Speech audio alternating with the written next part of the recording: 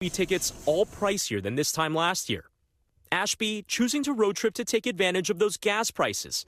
And because of a love of the outdoors and a tight budget, choosing to camp and cook. The restaurants, even fast food, the prices are astronomical right now. Experts say for those still planning, avoid the peak holidays like July 4th and Labor Day and try to travel midweek.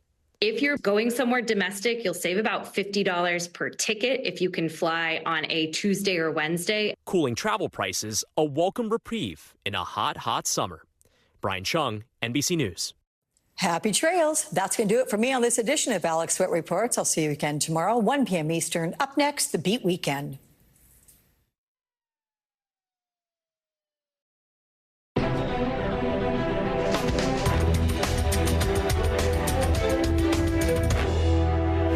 Welcome to the Beat Weekend. I'm Ari Melber. Let's get right into the headlines. Tonight, political junkies are eyeing these key places that the presidential election will be decided. 7 states where either Biden or Trump could win with close margins. That's what it's going to come down to. If there's one thing, actually, that both of these campaigns agree on, it's that this race will turn on what you see on your screen, those key states, not on, say, New York State, even if Trump spent most of the past month there for his trial, even holding some rallies, as you see there on the left, in a state that he lost by over 20 points last time. Any more than the race is going to be decided in Texas, where Biden visited this year, that state to highlight border security. For all the focus on what the candidates are doing, on what's happening out there as they campaign and make their arguments and talk about policy, what's actually going on in these states could matter more right now. And I'll tell you what people are talking about there. Basically anything except the campaign. Check the front pages right now in these states, and you will see stories about weather, housing. You won't see any major front page story in these key states where I'm showing you the papers about the election at all. It's almost like it hasn't begun, even as we know the parties picked their nominee and one is a felon, and there's plenty to cover and debate. It's the same pattern on local TV news in many of these states we checked. The stories are about local issues or weather, but not 2024. And monitoring TV and print news is a gauge for the people who are exposed to it, who follow some kind of news. But that's not all. I can tell you tonight, a lot of other people are just tuned out completely. There is a growing trend. This is a real thing. It's called news avoiders. There's even a whole recent book about this, avoiding the news. This is people who've actively decided to avoid news and info for a variety of reasons. And the share of people who do this has risen to over 35% of America, according to Reuters. Can you blame them? A recent Pew report notes that about 6 in 10 American adults say they're already worn out by coverage of the campaign. Remember, this is the campaign that's coming and hasn't really fully begun. There are studies that suggest this is not even only about politics, but that it began with COVID, when I'm sure you remember the news was constant and it was scary. And some people, after watching it for however long, weeks or months, began to tune away and say, maybe I don't need to do this regularly. And that, I'm telling you tonight, is part of the context for the Biden campaign breaking precedent to jumpstart the earliest ever presidential debate. It's next week. It's the first summer debate ever. It's an event that will break through on TV and the internet to a nation that may not even realize this is happening until it happens next Thursday. Now, there's a political context for that as well. The Biden campaign is betting they will benefit from revving up election mode earlier. There are Democrats who think that the way the Biden campaign is focused on Trump as only an autocrat could be a losing strategy, especially as voters are worried about inflation and the economy. And Biden's campaign is seeking a more direct contrast to Trump on a stage, both of them on those policies. And they think that may help Biden more than this current glare that is often on Biden alone, and that memories of Trump's actual leadership or leadership failures and style may fade. As for the debating, both candidates are rusty. That's not a criticism of either of them. It's actually just true. They haven't debated in a long time. The president, of course, Biden doesn't have to debate. He basically became the party's nominee again. Trump skipped his own party's debates, figuring he'd win without them, and he did.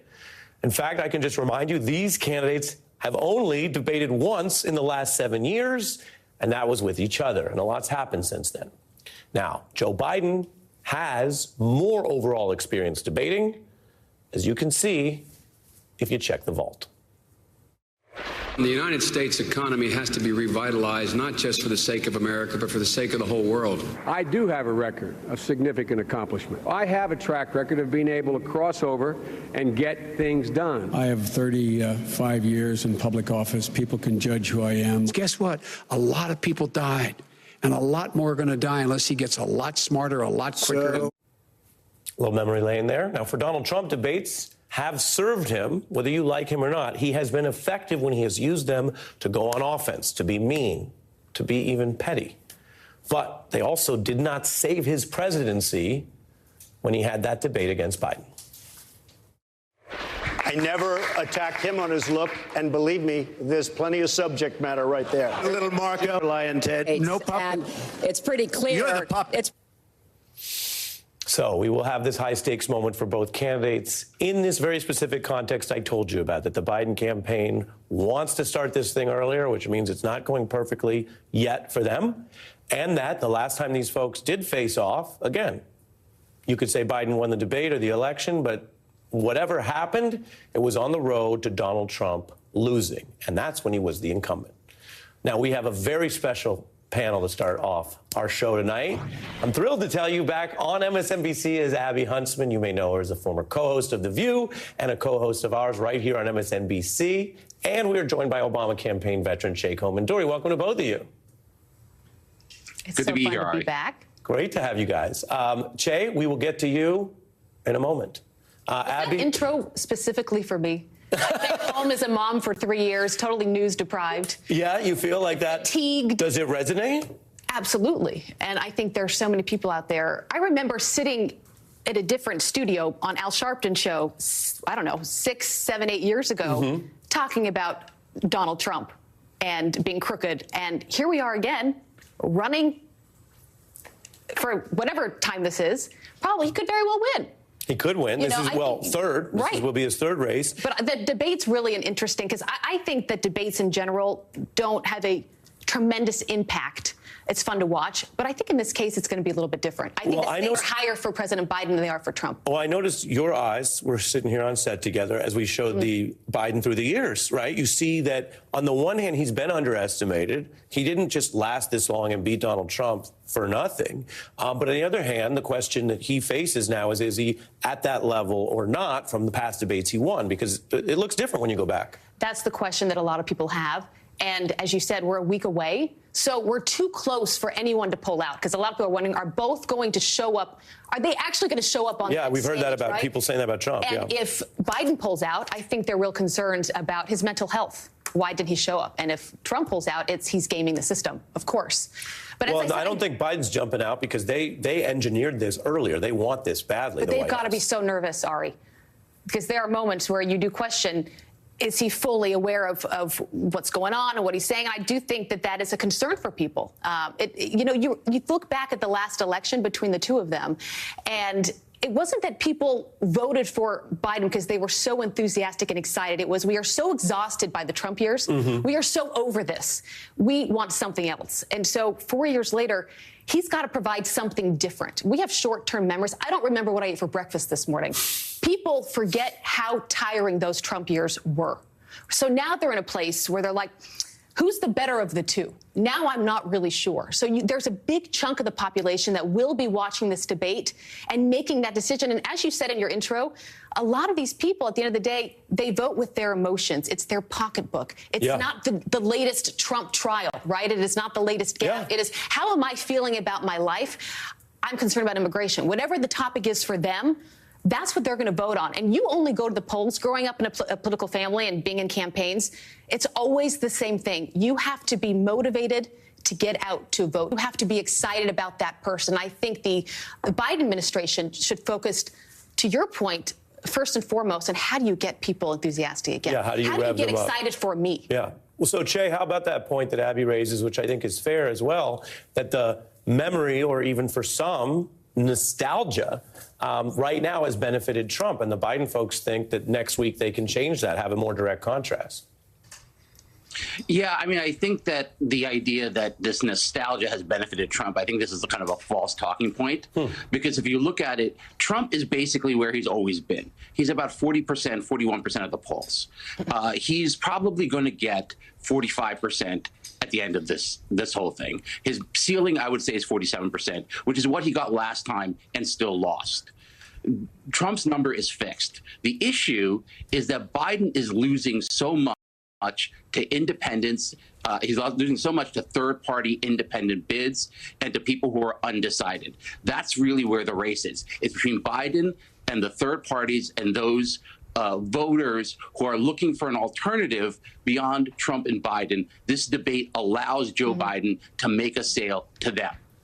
Interesting. That's why the debate's going to be so important and why I think the stakes are higher for Biden this time than it is for Trump. Yeah. Well, I want to do something we like to do around here, which is tap what's going on out in the country. More people are using TikTok than even Google to look at things. Abby, I happen to know you have kids, so maybe you're familiar with TikTok. They don't use TikTok. Well, they will. I'm going to keep that off. You're going to keep them off.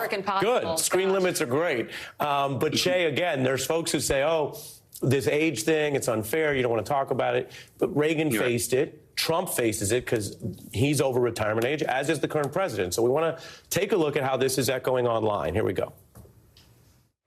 Over 75% of voters want maximum age limit for elected officials, and this is from Democrats and Republicans. Bill Clinton, who was president through all of the 1990s, is still younger than Joe Biden, the current president, and Donald Trump. Are we finally ready to admit that the Democrats are not the lesser of two evils, but in fact the other side of the same coin? The United States is so cooked for the elections this year, it's not even funny anymore. Jay, you've worked in campaigns. You have to deal with people where they are in an effective campaign. TV and internet, if you want to just change the channel, go ahead. But the people will still be there whether you're listening to them or not. And I make a point to show young people and others who are concerned about this with two aging candidates who we have no reason to think are going to change. That's kind of the choice. And yet it seems that sometimes the Biden campaign is getting hit harder for this. Your thoughts on all of that? And is it important for the campaigns to keep an eye on what people are posting and saying on TikTok?